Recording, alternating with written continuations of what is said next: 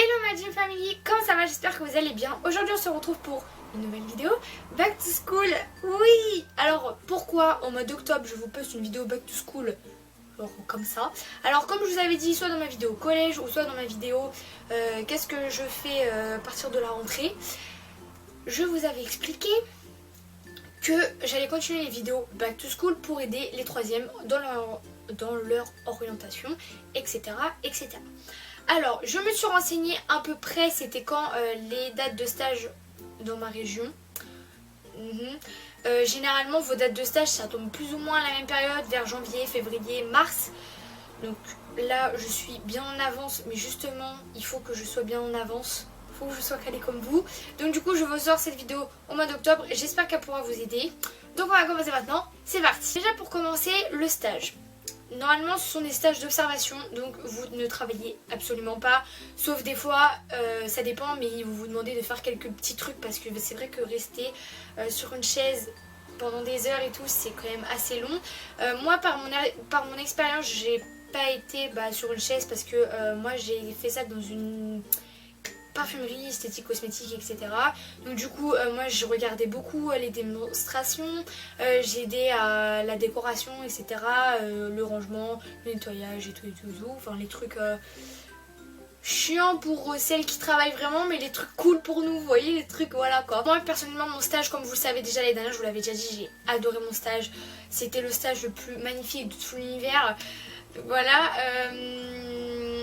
vous pouvez normalement choisir tous les stages que vous voulez dans n'importe quel domaine. C'est pas comme par exemple moi en bac pro où je suis obligée de choisir dans le domaine dans lequel je me professionnalise.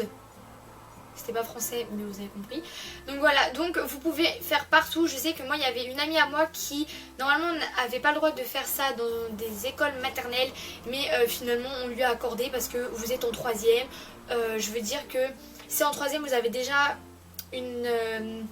un aperçu de ce que vous voulez faire plus tard, autant le faire dans le stage dans lequel vous voulez faire. Par exemple moi plus tard j'ai envie de créer ma marque de cosmétiques, j'ai envie d'être maquilleuse professionnelle et tout.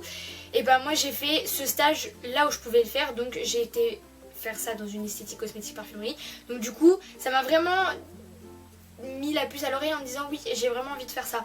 Donc du coup moi je vous conseille vraiment de faire le stage dans le domaine dans lequel vous voudriez être plus tard. Si vous avez envie de devenir veto, c'est possible, il y a des vétérinaires qui prennent.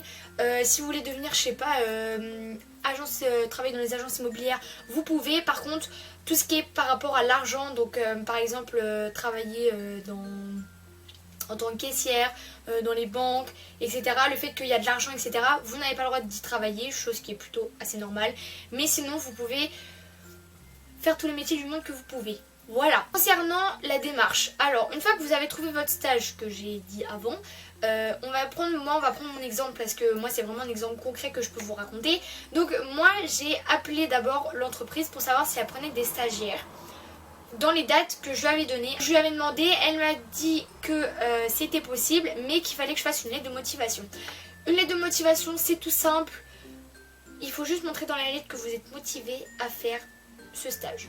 C'est tout. Vous n'êtes pas obligé de faire comme un CV où vous mettez les qualités, les trucs et tout. Vous pouvez regarder plein de modèles sur internet. Vous tapez sur internet lettre de motivation. On va vous en sortir plein. Vraiment, lettre de motivation, c'est montrer que vous êtes motivé pour faire ce stage. C'est pas compliqué, mais pas du tout. Ensuite, vous allez aller à sa rencontre. Oui, alors, vous allez aller à sa rencontre. Première chose que vous devez faire, habillez-vous bien. Ça, c'est le conseil que je peux vous donner, c'est habillez-vous bien, c'est tout. Alors, je parle pas dans l'extravagance non plus, genre la petite robe noire, les petits talons et tout.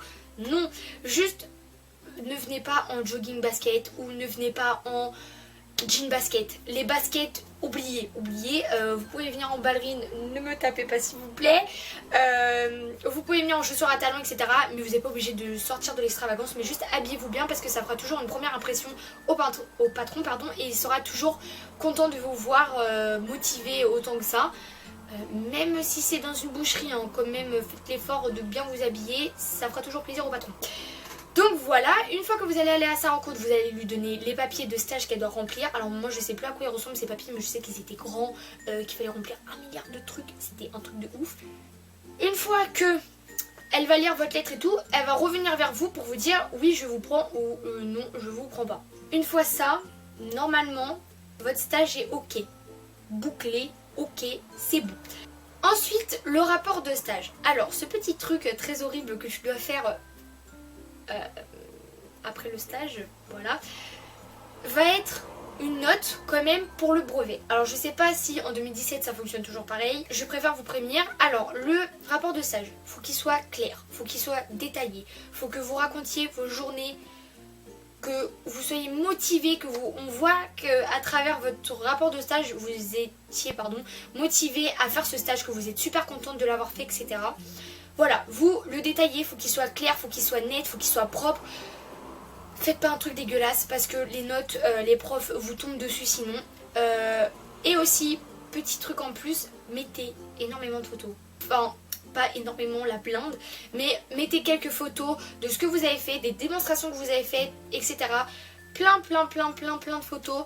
Parce que moi j'ai eu le regret de... Enfin, j'en ai pas mis, j'ai pas pris de photos et tout parce que j'ai vraiment profité du moment. Pour moi, toutes les images, elles étaient dans la tête.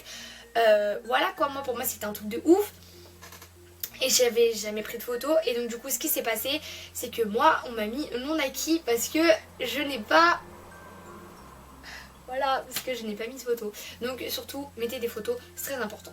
Alors une fois que vous avez fait votre rapport de stage, alors le rapport de stage ça va vous prendre une éternité, hein. Je vous conseille de le faire tous les soirs que vous rentrez. Pas comme moi où vous l'avez fait une semaine après, en mode rush de la vie, hein. Faites-le bien tous les soirs, etc. Parce que comme je vous ai dit qu'il doit être net, clair, précis, bien détaillé et tout, c'est très long. Très long. Surtout, posez des questions à l'entreprise dans laquelle vous allez faire votre stage. Posez toutes les questions, les études, etc. De toute façon, vous allez avoir des papiers normalement. On va vous dire les études que vous devez faire.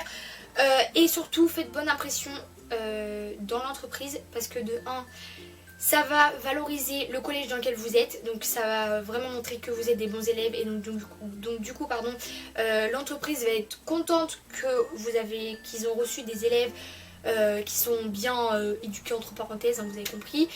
Et surtout vous êtes évalué par le responsable de l'entreprise en question.